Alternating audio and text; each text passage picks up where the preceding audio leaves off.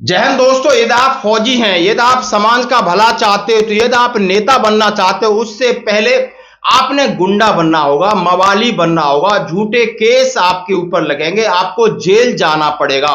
और आज आपको जरा सा ध्यान रखना होगा कि ये वीडियो है नायक रामनाथ सिंह सिकरवार, जो कि कांग्रेस बड़ी पार्टी के लोकसभा के प्रत्याशी हैं, फतेहपुर सीकरी आगरा से। आप उनका इंटरव्यू देखोगे तो आपकी आंखों में आंसू आ जाएंगे। उन्होंने मुद्दा ऐसा है कि आर्मी से आने के बाद मैंने लोगों के अधिकारों की लड़ाई लड़ी है। जब मैं लड़ाई लड़ी तो शासन प्रशासन ने जो दीवारें मेरे सामने खड़ी की, जैसे मुकदमा लगाना, गैंगस्टर जैसे मुकदमे लगाना, गुंडा एक्ट लगाना, जिले से बाहर कर देना, जब मुझे काम नहीं करने दे रहे तो मैं पॉलिटिक्स में आया। अभी पॉलिटिक्स में भी मेरा जनता तन मन धन से साथ दे रही है। उन्होंने कहा और साथ ही मैं कहना चाहता हूं कि बहुत सारे उत्तर बिहार हो, पूरे देश में आज फौजी लोकसभा प्रत्याशी बनकर के चुनाव में कूदे, वो भी मैं खबर दिखाऊंगा। कौन कौन सा प्रत्याशी कहां कहां लीड करने वाला है वो भी मैं दिखाऊंगा। भारतीय जवान किसान पार्टी से प्रत्याशी खड़े हो रहे हैं। आप हिमाचल प्रदेश की मैं आपको तस्वीरें शेयर करूंगा, मैं आपको बिहार की तस्वीर शेयर करूंगा, लेकिन सबसे पहले इस इंटरव्यू को देखना। ये जबरदस्त इंटरव्यू है जिसमें नायक रामनाथ सिंह कह रहे हैं कि मैंने जेल में गया हूं, जब मैं रिटायर्ड होके आया सेना से, तो मैं एक अभी भी वैसा इंसान हूं। हमारे साथ शोषण हुआ, उसके लिए मैंने झुका नहीं, आवाज उठाई, क्योंकि मैं फौजी हूं और फौजी कभी झुकता नहीं, और इस वर्दी पर मैं कभी आंच नहीं आने दूंगा। यदि मैं क्षत्रिय कुल का हूं तो अपने कुल पे दाग नहीं लगने दूंगा। मेरा काम है लड़ना। यदि मैं देश के लिए शहीद नहीं हुआ तो समाज के लिए शहीद होने के लिए तैयार हूं। उनके आंखों में आंसू था।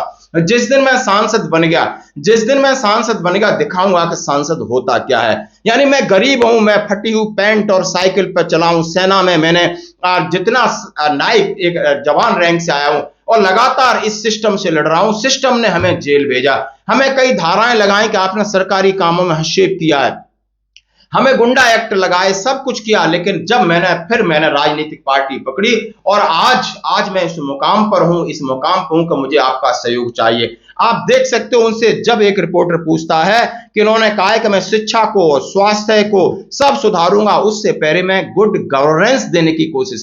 मुद्दा एक नहीं है, जितना भी जनता का किसी भी तरह का कोई शोषण करता है, शासन हो प्रशासन हो, किसी भी तरह का शोषण है, उनके विकास के लिए जितने भी विकास के कार्य हैं, चाहे शिक्षा हो, स्वास्थ्य हो, चाहे उनका किसी भी ऑफिस में शोषण हो रहा, पूरे पैरालाइज सिस्टम को ठीक करने के लिए एक थेरेपिस्ट का काम करूंगा। कहीं भी अगर नस कमजोर है तो सांसद बन के उसे मैं ठीक कर दूंगा। 140 करोड़ जनता में से 543 सांसद चुने जाते हैं, 2 मनोनीत होते हैं। एक सांसद बहुत बड़ी ताकत होती है। अगर दलाली करेगा सांसद तो उसकी कोई वैल्यू नहीं होती है, उसे ठोकर खानी पे जनता लत्याएं देते हुए गाँव से भगाती है। रामनाथ सिकरवार को लोग अच्छी तरह जानते हैं, मैं आर्मी से हूँ, आर्मी को बदनाम नहीं होने दूंगा।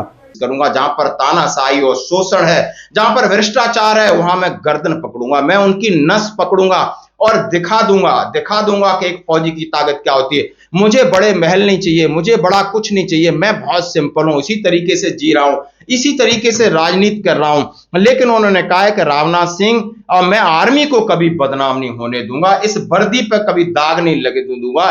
देश की खातिर कुर्बान हो सकता नहीं हुआ तो अब अपने सिस्टम के लिए हो सकता हूं। असल में सांसद होता क्या है मैं दिखाऊंगा। 353 सरकारी काम में बाधा, कई मेरे पास गैंगस्टर गुंडे सारे मुकदमे लगे। आज मैं उन लोगों से पूछूंगा आखिर मेरा गुनाह क्या है। मेरा गुनाह सिर्फ गरीब होना है। मेरा गुनाह, उन्होंने कहा है कि मैं जो जितना मुखौटा नकली है उनके मुखौटे खींच खींच के नीचूंगा और असली चेहरे दिखाऊंगा। मैं गरीबों को उत्थान के लिए, बच्चों के अधिकारों के लिए, फौजियों के अधिकारों के लिए लगातार लड़ता आया हूं, लड़ता रहूंगा। हाँ जी दोस्तों, मैं बात कह रहा हूं, ये एक सैनिक है। और इनकी जब मुझे इनके बारे में पता चला तो मैंने कहा कि नहीं, कि ये समाज आपको इतनी आसानी से आगे नहीं निकलने देगा।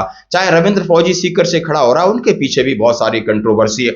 और जैसे कहा गया है कि अब फौजियों के, जरा एक न्यूज सुनिए, जबरदस्त न्यूज है।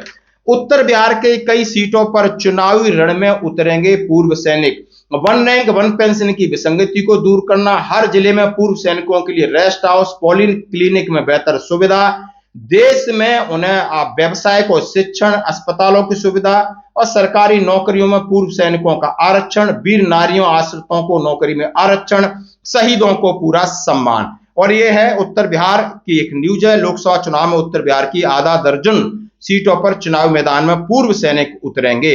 इन्होंने अब खुद अपनी दावेदारी ठोक दी है और इनकी संख्या भी हर तबके, हर जाति में पूर्व सैनिकों ने चुनाव मैदान में उतरने की तैयारी शुरू कर दी है। मिलिट्री स्टेशन हेडक्वार्टर मुजफ्फरनगर के रिकॉर्ड के मुताबिक उत्तर बिहार में करीब 55,000 पूर्व सैनिक हैं।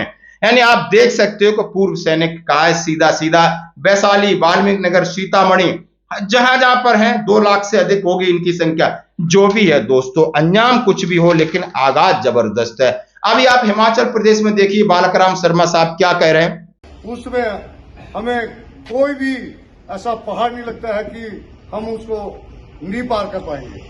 तो ये तभी संभव है जब आपकी आवाज एक, हमारा खून एक, हमारी ताकत एक, हमें कोई सिविल और कोई राजनेता हमें ध्वस्त नहीं कर सकता है।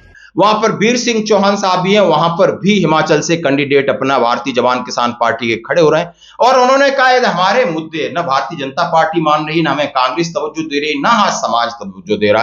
कोई बात नहीं, हम इकट्ठे होकर के इस देश में अपने हकों के लिए लड़ेंगे और इतना लीडरशिप हमको आती है, स्वच्छ लीडरशिप आती है कि मैं देश को नई दशा और दिशा दे सकते हैं। और मैं आप सभी से अनुरोध करता हूं कि जहां भी हो आपको आगे आना पड़ेगा। या तो आप लीड करिए या तो अपने जो भाई हैं उनका आप समर्थन करिए। आप रामनाथ सिंह का इंटरव्यू आप जरूर सुने और देखें और शेयर करें। धन्यवाद दोस्तों।